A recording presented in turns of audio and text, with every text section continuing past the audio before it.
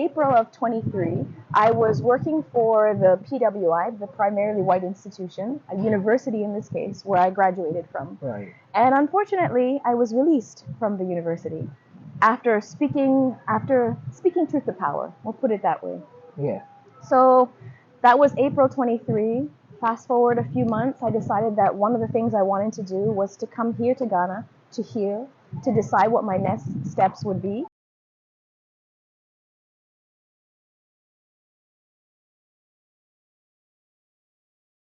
Welcome back to my YouTube channel. My name is Aklevi. As usual, we are in the Diaspora transition. We have a sister with us who is Tracy. But guess what? We need to let her introduce herself for us. She is coming from Canada, but she has to say what she has for us. So, sis, can you just start by introducing yourself to us? Enyano, Mimwache, Enyaru. I've taken a few Fante classes, and what I'm trying to say is, brothers and sisters, good morning.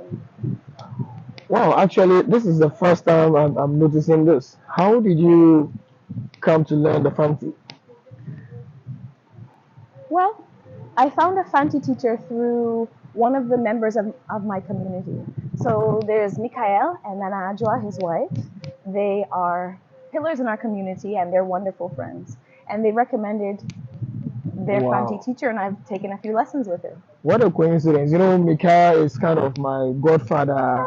And, I planned to visit him on last week, Thursday, but I couldn't show up. But I still have a whole lot of time to visit him. So, traveling Israelites, if you are watching me, don't worry, I'm not forgetting you. I'll come. I'll come. So, sis, tell us about your journey in Ghana. Okay. So, I like to make a long story short, but I'll try to give you just enough. Well, I'll be proud. I'll be proud if you vomit everything. So don't worry. Okay. So my name is Dr. Tracy Russell. I was born in Toronto and I was raised in the Greater Toronto area. Until recently, so until April of 23, I was working for the PWI, the primarily white institution, a university in this case, where I graduated from. Right. And unfortunately, I was released from the university after speaking truth to power. We'll put it that way. Yeah.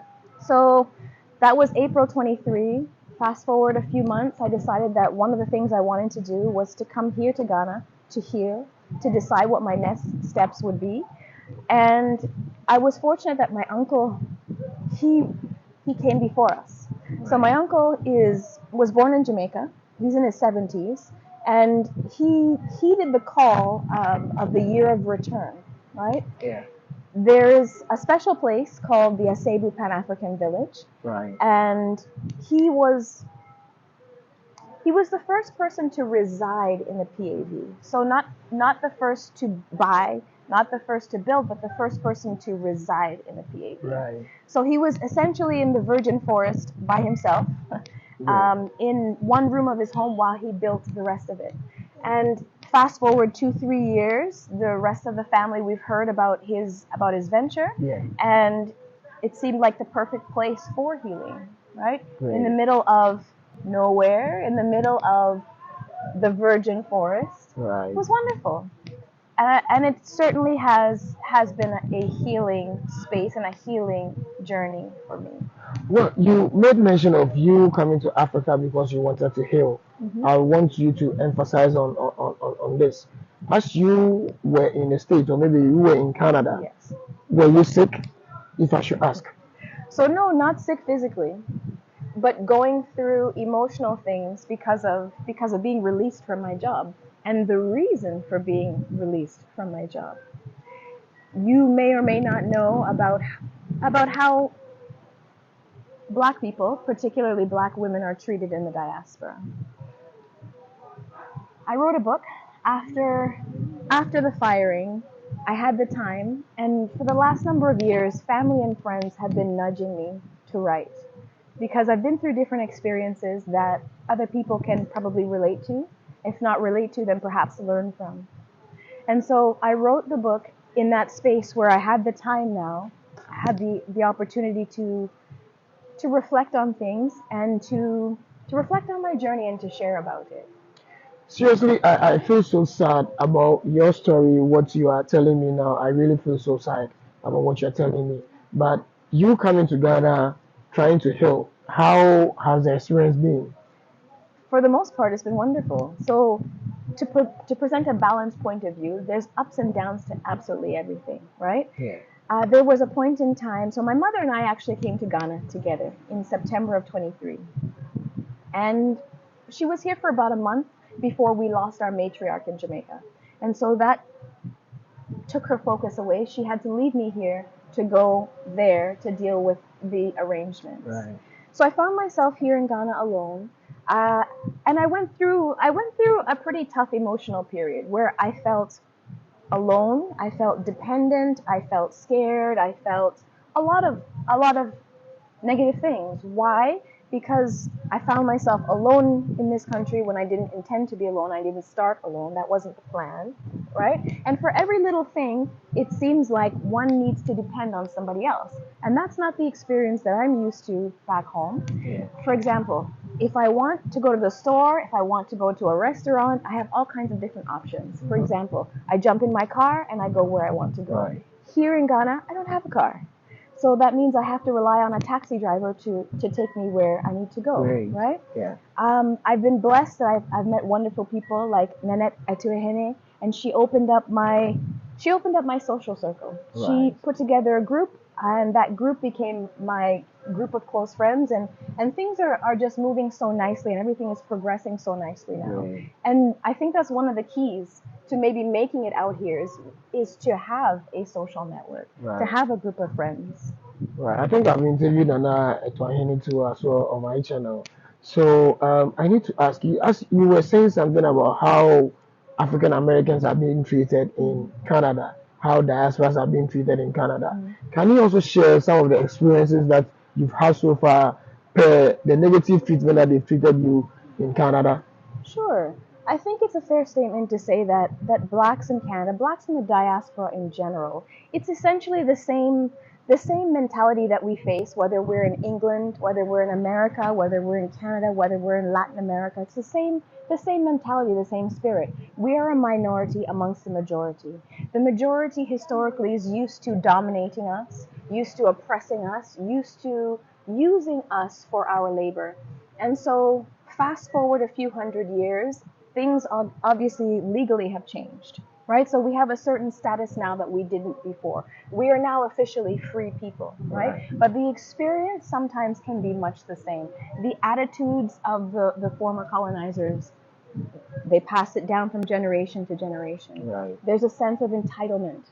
And unfortunately, those things can be reinforced even in the police system, for example. Right. I was interviewing someone who reminded me that, for example, in the United States, violence against Black Americans often goes unpunished. So just a regular average citizen can use violence against another citizen and go away scot-free. So no punishment, not even being called to task for it, not even being prosecuted for it. Right? So talk less of actually being convicted. No, not even prosecuted for it. Right. And I'm sure that you're aware of some of the very famous cases that have happened recently. Yeah. Right? Yeah. And that unfortunately we continue to see those things. Yeah. So when it comes to violence, especially in the case of America, thankfully in Canada, I think that's one of the big distinctions or big differences in experience. I find that in America the threat of violence is very real. It's real, it's pervasive, it's a daily thing. In Canada, not so much so. Although I will say that if the police do brutalize someone, not to the extent, it's most likely somebody who's Black or Indigenous in Canada. Wow. So we talked about the violence. Yeah. In terms of my book, I mentioned different things, and one of the things that I talk about is the work environment, right? Well, we can't talk about just only the conversation. You made mention of you also wrote a book. I hope few friends are also here watching this video as well. So maybe if you can also put the title of the book out there, or maybe you have a store that if somebody wants to patronize the book, I'll be proud if you can mention it in my video. At least we are promoting Africa, so we need to also promote each other too as well. So maybe if you can also mention the name of the book, somebody can also get a copy, then I'll be proud. Absolutely, me too. So thank you. So the book is called Mo Knowledge, Mo Grief. And it's available on my website, www.drtracyrussell.com. Right. Okay, so let's talk about you coming to Africa, Ghana precisely. You knew Africa for a very long time before coming to Ghana. You knew there were a whole lot of racism attitude in Canada, and you kept there. You were there without thinking of coming to Africa. Why did you keep long before coming to Africa? So this was actually my second trip to Ghana. Okay. My first trip was in 2006, and the church that I was worshiping at the time, All Nations, they graciously sponsored 3 students through a program called ANITA, right? So the All Nations, All Nations Development Agency, right? And they sent 3 students, me from the Toronto area, a young man named Adrian from the Toronto area, and a young woman from named Natasha from Oslo, Norway. And each of us had our own respective tasks. Mine, since my background is with French language, was to assist in putting together the curriculum and the materials for them to begin teaching French. Adrian was dealing with the child sponsorship program, and Natasha was at the Women's Development Center. So my first experience here in Ghana was in 2006 under the ANITA program. Okay. Well, I need to also ask you this. With all this experience that you have so far in Canada, all these bad experiences that you have so far in Canada, at least you're in Ghana now. Africa is full of possibilities. Everything is possible in Africa.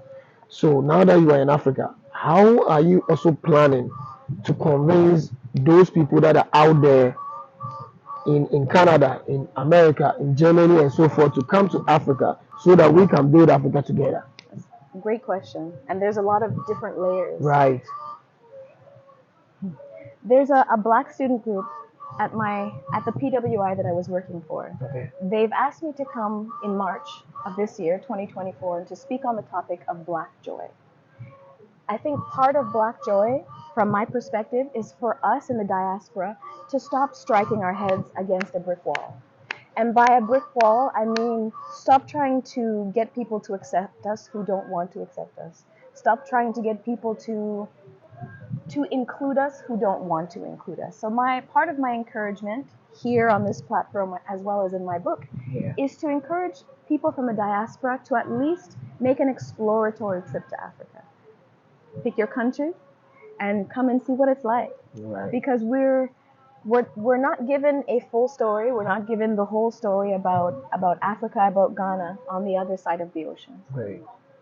You know, the last time I checked, the first time I met you over here in One Africa, I met you on a movie show, and then you made mention of black share. You know, somebody was also saying something about black share. We blacks trying to resist from the whites or maybe the Westernians and also the Western world people. We need to share some blood and so forth. In your opinion, do you think it is necessary for us to do that kind of blood share that you guys were discussing the other time? I think just to give a little context to the conversation, I think essentially what folks were saying is that bloodshed is often necessary to bring true revolution. Right. And I think historically speaking, we can see that we can see that there's evidence to back that up. Okay. I think in the context of the movie that we were watching, people foresee that there could be Civil War Part 2 in America. People feel like for a long time now, members of the majority have been stockpiling guns and ammunition. Right. And the climate, it's not healthy. It's not healthy, it's not happy between those two groups, between black and white. Yeah. So at some point in the future, unfortunately, it is possible for there to be increased racial violence. And what you've been saying, you know, we are also trying to bridge the gap between diasporas and African Americans, or maybe African as well. So these are these 3 people that we want to bridge the gap between, because there's a far gap between us. You know, talking about bridging the gap between diasporas and Africans. In your opinion, how are we going to do that? Because I know there is a whole lot of challenges ahead of us. So in your opinion, how do we bridge the gap between Africans and also African Americans, or maybe diasporas as well? That's so important. I feel like when people are vulnerable and they share their stories, as I've done with my work, Right. that it gives people here on the subcontinent people who are local the opportunity to read, to listen, to engage with us about real experiences that we've had there, right? Not all experiences are bad, thankfully. There's both bad and good. But for people to really get a sense of what life is really like, I think that if our continental brothers and sisters were to sit with us and we have real conversations about what life is really like and share some of our stories, the good, the bad, and the ugly, then their understanding of us and what we go through would change. Even in small interactions. Let me give you an example. So sometimes, and this is not everybody, but for example, you and I want to get to the same place. We start off at the same place. We both want to get to point B. Great. A taxi driver might charge you 5 CDs to get to that place, but they might want to charge me 15 or 20 CDs to go to the same place, right? Yeah. Some people might consider that a form of theft. Some people consider it discrimination. Yeah. If they understood what we had to go through to earn the money that we come here with, I believe that good-natured people, rational thinking people, people with consciences, that seemingly small thing would change, right? Yeah. Because they would realize that we have to work hard just like you have to work hard. Great. And nobody wants to, you get what I'm saying, and nobody wants to take something from somebody else who works just as hard as they do. There's a respect and an understanding there. Yeah. Well, you know, in terms of bridging the gap between these two peoples, there are a whole lot of challenges ahead of us. One is the language barrier. Guess what? Maybe you are speaking English. What if I don't know how to speak English? How will I communicate with you? How will I respect you? So, in your opinion, talking about the language barrier, let's say you speak English and I don't speak English. In your opinion, how are you going to communicate with me? I think it's the responsibility of the visitor. I'm a visitor in your home, essentially. Right. I guess in a historical sense, Ghana is also home to me because my ancestors are from here. Right. But in French we would say terre à terre level, I'm a visitor to your home. So it's my responsibility to learn your language, which is why I have begun taking Fante classes. Right. I'm staying in the central region, and the majority language here in the central region is Fante. Yeah. So to respect, to honor, to fully integrate with where I am, if I plan on being here for a while, the best course of action is to learn to speak Fante. Well, as far as you are in Ghana, there is also a negative things that you've seen so far being a diaspora in Ghana. You've had so many experiences, the good, the bad, and everything. We can't promote a country without the bad and also the good. What are some of the bad things that you've seen in Ghana that you wish people would change from that?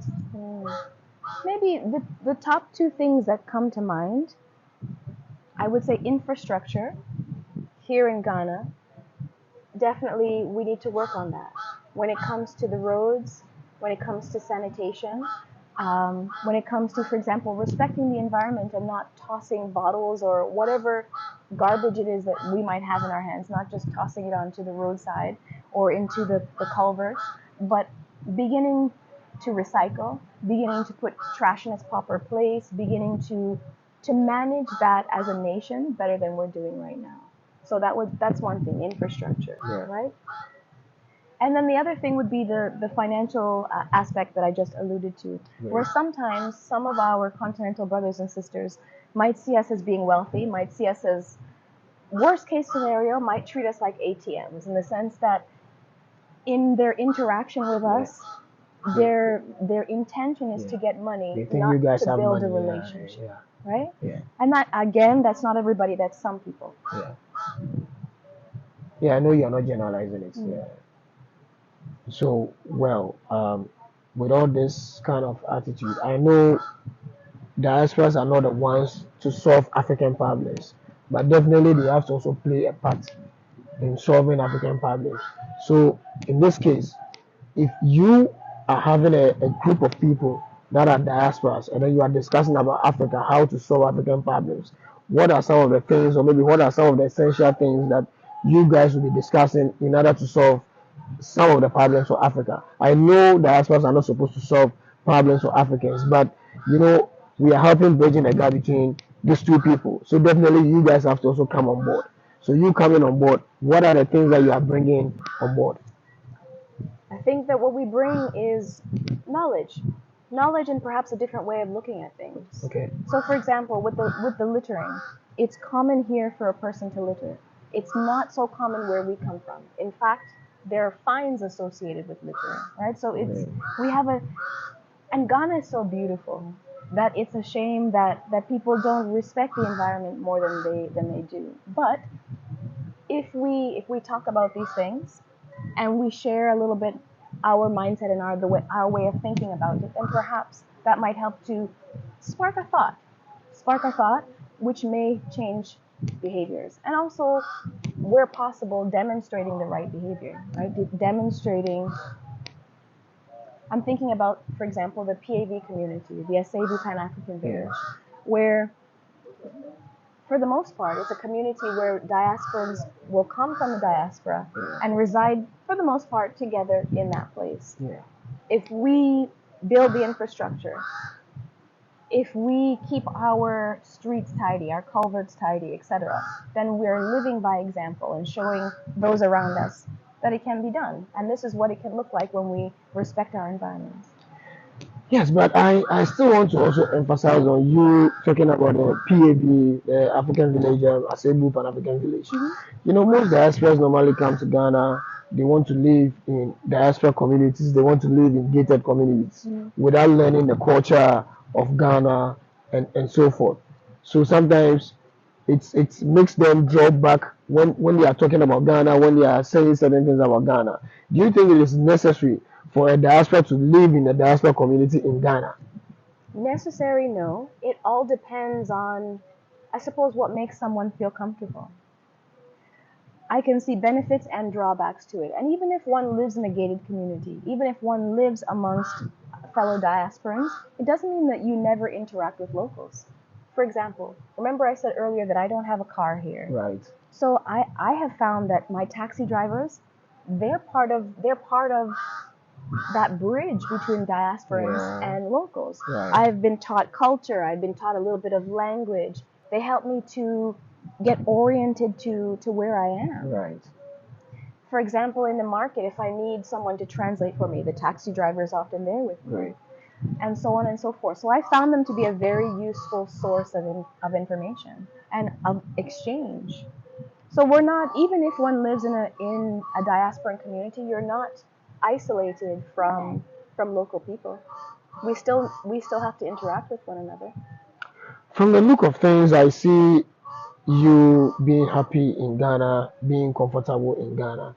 But you being happy in Ghana, being comfortable in Ghana, definitely you might have a plan in mind that maybe you want to establish a business to help promote Ghana to as well, to help promote Africa as well. Do you perchance have something in mind to establish so that it can make you have something in cater for you and your family too as well?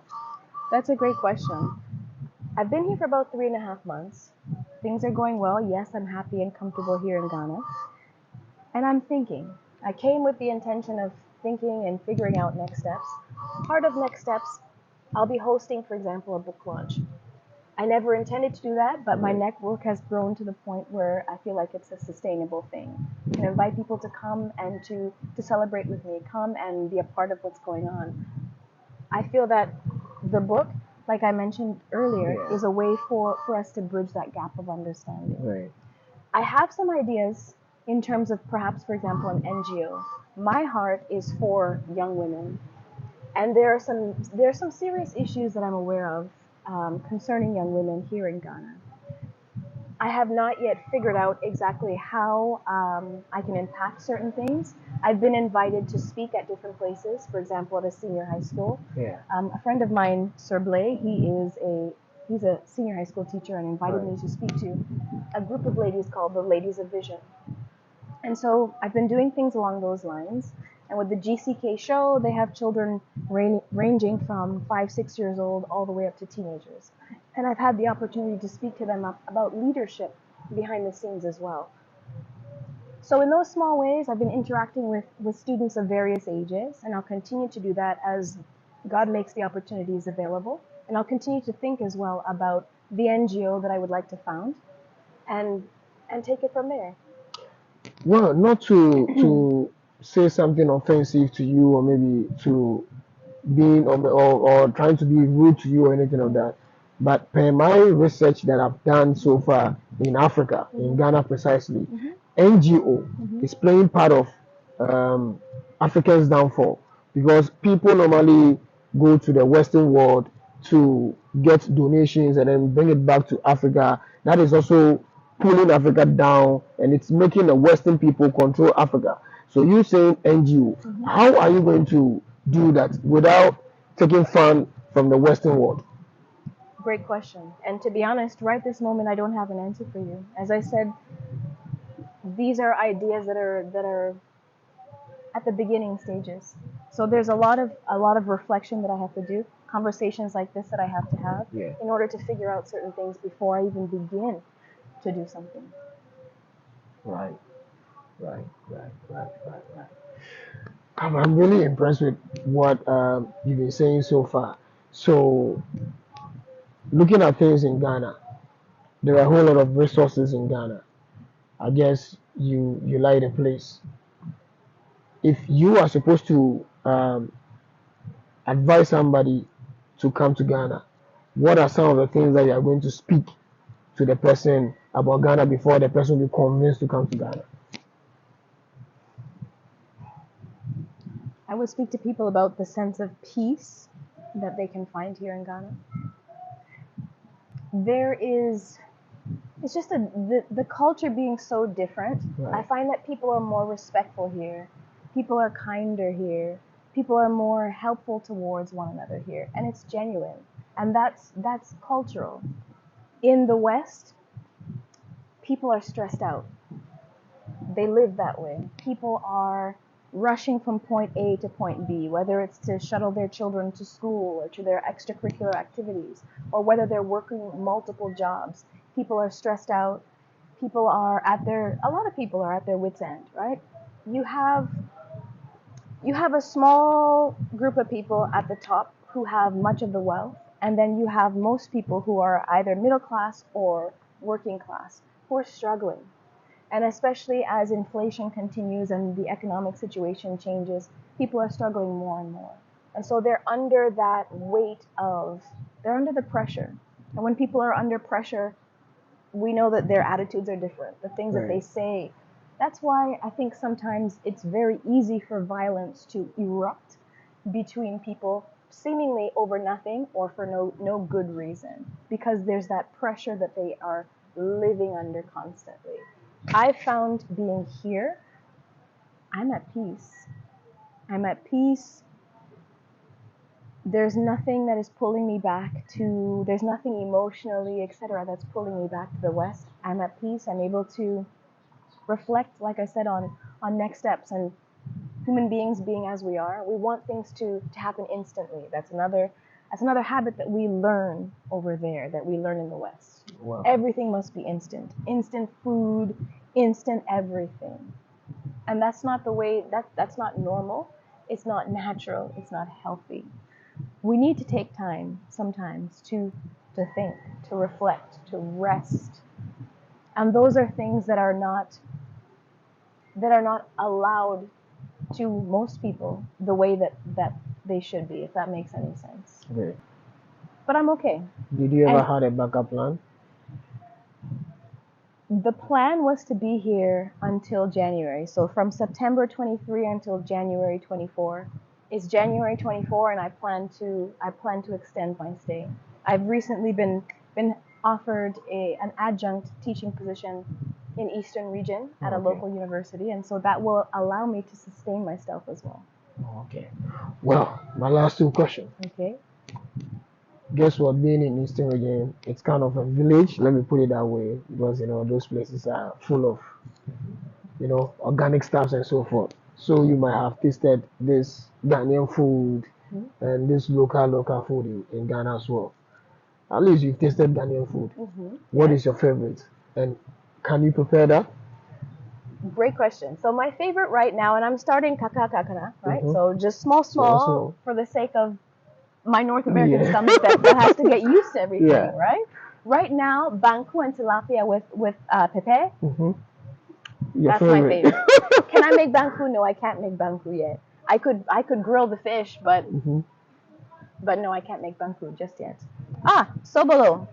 So one of the things that warms my heart, that I find basically even miraculous, is how the similarities that exist between Jamaican culture. So my background is Jamaican. Both of my parents are from Jamaica. Right?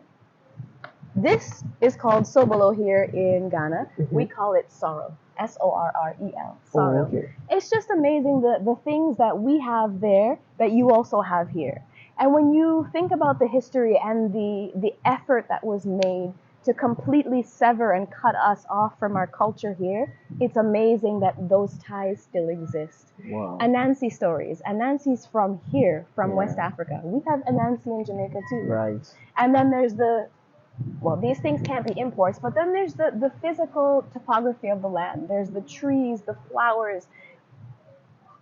Sometimes if you don't know where you are, if you were to just open your eyes and you don't know where you've been dropped, Ghana and Jamaica look similar, very similar. Yeah, recently I did a food competition with a Jamaican lady who is Cindy. It was a competition, and I told her I was going to prepare Ghana food and she's going to prepare Jamaican food, and we had a very good conversation too as well. In the video, it's also on my channel too as well. So at least we are promoting Africa. My last question that I want to ask you before we close this very interview, I know you are good at speaking Fante, so I want to put you on your toes. You are going to say 10 Fante words. Since you said you are having a Fante classes, so I will extend it to 10. Mostly I ask my guests 3, but since you are having a Fante classes, it will be 10 words. Then you explain it to us, excluding Medasi. Oh, that was going to be my starting point. Excluding Akwaba, excluding Etisane. Oh boy, and that's tree, by the way. That's tree, isn't it? Yes. So that wouldn't count anyway. All right. Or to them. I don't know that one. I'm not the expert that he thinks I am. So, I'll try. Yeah. I'll try. So I said earlier Enyanu, right? Which, as far as I know, means brothers and sisters. Yes. Right? Enyanu. Okay. Yes. So there's one. Yeah. I can't say Akwaba. I can't say welcome. This is one of my favorites. Mezizi, meaning I'm hungry. I want to eat. Yes. So that's 2.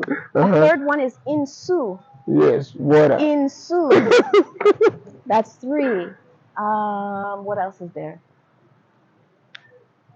I know that there's lots of them. So you said 3. I've said 3 so far. Waiting for the next 7. Give me some prompts or something. Give me some help. I'm not going to give you a guess of anything. Let's see. 3. I'm at 3. Come on, I know this is pressure. So when I'm in the taxi, for example, I can say, me pacho. There's another one. 4. Me pacho meaning I beg you or please. Yes. Right? That's 4. Me pacho, jina. Jina meaning stop. That's 5. My 2 favorites. How could I forget these? Ko, in fact, ko na bra. Yes. Ko meaning come. That's 6. Yes. Bra meaning go. To go. That's 7. No. I'm almost there. Ko is go. Go. And bra is come. Did I say the opposite? Yes. Okay. Well, I'm up to 7. I'm almost there. Let me see.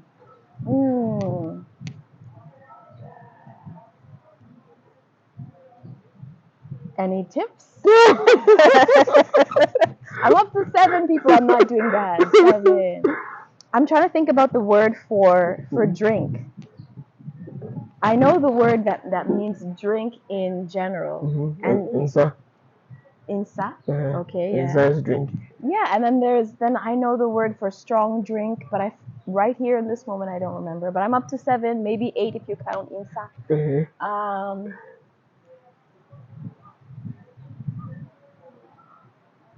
I'm up to 8. I know all kinds of verbs. To wash, to listen. I think is it mente? Mente, I understand. Mente means I can hear. Thank you. So I think that's 9. Mente, I hear, I understand. One more.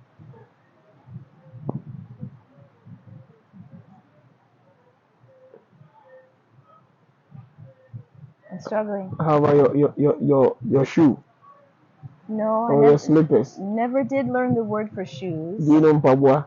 No. You don't know mpabwa? No. Mpabwa is your shoe. Okay. Yeah, or maybe your slippers. So we've gotten to 10. Mhm. Yay! Yes. Well, my final thing is that since you are also into the media states, at least I know you have a podcast, you have a channel that you want people to also support you as well. You have a book, you have this social media handles.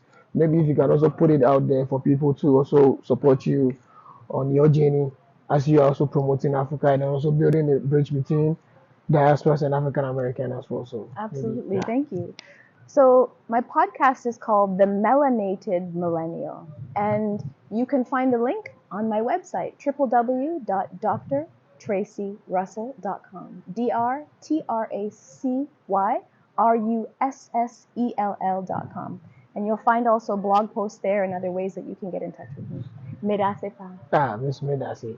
So guys, as you are watching, we have our sister Tracy with us. So as she said everything, we are bridging the gap between everybody. So come to Africa. Do not let anybody deceive you. Africa is just the key to the world. Africa is full of possibilities. As you're supporting my channel, sharing my videos, please make sure you also support hers too as well. Because we can't do this without promoting Africa. We all have to support each other. We all have to stand for each other. So as you are watching this, please pack your bags, come to Ghana, come to Africa. You know there are a whole lot of countries in Africa. So come, just visit. You know we're gonna link up with you as well. Just be part of the journey and then come to Africa as Africa is trying to develop and we are going to develop Africa as it is. As you are watching, bye bye.